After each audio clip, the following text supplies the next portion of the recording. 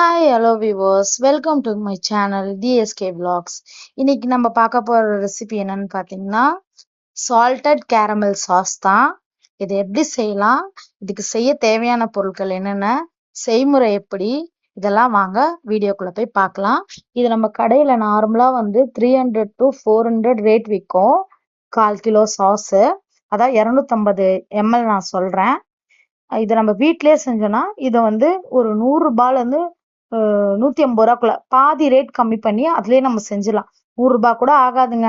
வெண்ணெய் தான் ஒரு 60 ரூபாய் ஆகும். 100 கிராம் வெண்ணெய், 300 கிராம் சர்க்கரை, அதுக்கப்புறம் லெமன் ஜூஸ் ஒரு ஸ்பூனு, கல்லுப்பு, அப்புறம் க்ரீம் ஒரு 60 ருபீஸ், ஹெவி க்ரீம். அவ்வளவுதான் இதுக்கு செய்ய தேவையான பொருட்கள்.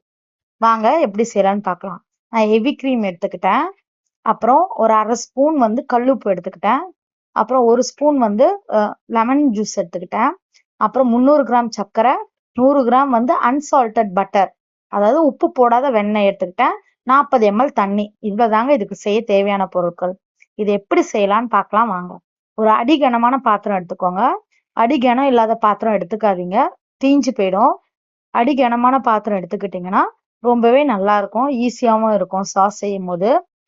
இந்த 40 ml தண்ணி இருக்கு இல்லையா, 300 கிராம் சர்க்கரையோட சேர்த்து இந்த மாதிரி விஸ்கு இல்ல நம்ம வீட்டுல இருக்க நார்மல் ஜெல்லி கரண்டி வச்சு நல்லா கலக்கி விட்டுக்கோங்க. கலக்கி விட்டுட்டு இப்போ அடுப்புல எடுத்து வச்சு மீடியம் ஹை ஃப்ளேம்ல வைங்க. மீடியம்ல கொஞ்சம் ஹை ஃப்ளேமுக்கு கொஞ்சம் கம்மியா வச்சுக்கோங்க. மீடியம் ஹைல வச்சு நல்லா கிளந்து விட்டுக்கோங்க சர்க்கரை கரையிற வரைக்கும்.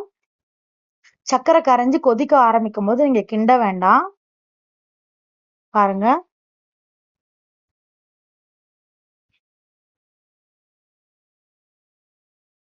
இந்த ப்ராசஸ் செய்யும் போது குழந்தைங்களை பக்கத்துல வச்சுக்காதீங்க. ஏன்னா நம்ம அதிரசத்துக்கு பாகு எடுப்போம் இல்லையா, அதே டைப்ல தான் இது செய்வோம்.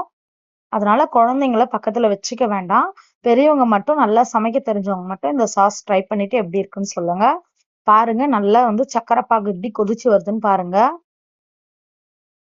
இது ஃபைனலா ஒரு தடவை கிளக்கி விட்டுப்போம். இதுக்கப்புறம் நம்ம இதை கலர் சேஞ்ச் ஆனதுக்கு அப்புறம் தான் கிளக்கி விட போறோம்.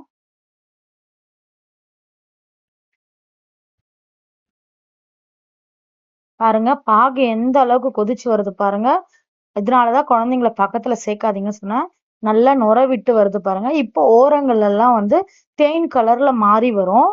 இதுதான் கேரமலைஸ் ஆகுறது ஸ்டார்ட் ஆகுற ப்ராசஸ். இப்போ நீங்க கரண்டியில விஸ்க வச்சு நல்லா கிண்டி விட்டுட்டே இருங்க.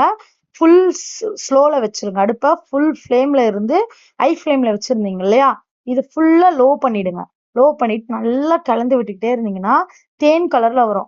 இதை நீங்க ஒரு நிமிஷம் கலந்து விடுறதை விட்டுட்டாலோ இல்ல அடுப்ப ஸ்லோ பண்ணாம விட்டுட்டாலோ பயங்கர கசப்பாயிடுங்க. அதனால பக்கத்துல இருந்து ஜாக்கிரதையா நீங்க கிளறணும். இந்த மாதிரி தேன் கலருக்கு வந்தோடனே அடுப்பை ஆஃப் பண்ணிட்டு கொஞ்ச நேரம் கிளறி விட்டுட்டே இருங்க. பாருங்க, அடுப்பு ஆஃப் பண்ண பிறகு கூட எவ்வளவு கொப்பளிக்குது பாருங்க. இது கூட வெண்ணெய் சேர்க்கும் போது பார்த்து கவனமா சேருங்க. வெண்ணெய் எது சேர்த்தாலும் ரூம் டெம்பரேச்சர்ல வச்சுதான் சேர்க்கணும். நீங்க ரொம்ப சில்லுன்னு சேர்த்தீங்கன்னா அப்படியே பயங்கரமா பொங்கி மேல எல்லாம் தெறிக்க ஆரம்பிச்சிடும். அதனால வெண்ணெய் ரூம் டெம்பரேச்சர்ல, உப்பு இல்லாத வெண்ணெய், அதை ரூம் டெம்பரேச்சர்ல வச்சு 100 கிராம் இதை ஆட் பண்ணி கலந்துக்கோங்க. பாருங்க, எல்லாமே நான் அடுப்பு அணைச்சதுக்கு அப்புறம் தான் செய்யறேன். நல்லா பொங்கி வருது பாருங்க. இப்ப பாருங்க, கலந்து விட்டுக்கிறேன் உங்களுக்கு காமிக்கிறதுக்காக. நான் அடுப்புல இருந்து கீழே எடுத்து வச்சிருக்கேன். இப்ப ஆறுன மாதிரி தெரியுதுங்களா. இப்ப ஒரு ஒரு பொருள் அதுல நம்ம ஆட் பண்ணும் போதும் பொங்கும் பாருங்க. இப்ப நான் எடுத்து வச்சிருக்கேன்ல 1/2 டீஸ்பூன் கல்லுப்பு, அதை ஆட் பண்ணிக்கிறேன். பாருங்க, பொங்கி வரும், தெரியுதுங்களா உங்களுக்கு. இப்போ ஒரு டீஸ்பூன் லெமன் ஜூஸ் ஊத்தினோடனே எப்படி பொங்கி வரும் பாருங்க. பாகு ஆறுனா மாதிரி தான் தெரியும், ஆனா ஜாக்கிரதையா இருங்க. இப்போ க்ரீம் போடும் போது நல்லாவே பொங்கி வரும் பாருங்க. க்ரீமும் ஹெவி க்ரீமு 200 கிராம் எடுத்துக்கிட்டா அது ரூம் டெம்பரேச்சர்ல வச்சுட்டு நீங்க போடுங்க. சில்லுன்னு இருக்கும் போது போட்டுறாதீங்க. பாருங்க, கிளக்கும் போது எப்படி பொங்கி வருதுன்னு. அந்த பொங்கி வர்றது கொஞ்ச நேரத்துல அடங்கி போயிடும், ஒன்றும் பயப்பட வேண்டாம். மேலெல்லாம் தெரிக்காது, ஏன்னா நம்ம ரூம் டெம்பரேச்சர்ல வச்சுதான் போடுறோம்.